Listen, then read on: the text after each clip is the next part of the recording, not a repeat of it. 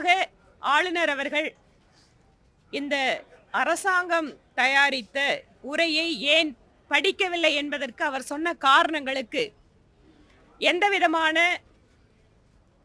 அறிவார்ந்த ஆழமான விளக்கங்கள் தரப்படவில்லை. நான் சட்டப்பேரவையில் பேசுகின்ற பொழுது இதை பற்றி குறிப்பிட்டேன்.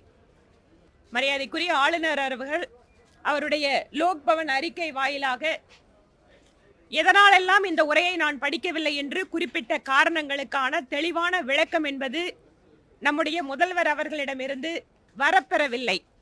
ஆக இதிலிருந்து புரிந்து கொள்ளலாம், தமிழகத்தில் சட்டம் ஒழுங்கு, பெண்களுக்கு எதிரான குற்றங்கள் அதிகரிப்பது, போதைப் பொருட்களுடைய நடமாட்டம் மற்றும் தமிழகத்தில் தொழில் முதலீடுகளை பற்றிய தெளிவான விளக்கம், இவற்றிற்கெல்லாமே ஆளுநருடைய எந்த கேள்விக்கும் ஒரு சரியான பதில் இல்லாத சூழலில் ஆளுநர் அவர்கள் குறிப்பிட்டது உண்மை என்றே கருத தோன்றுகிறது.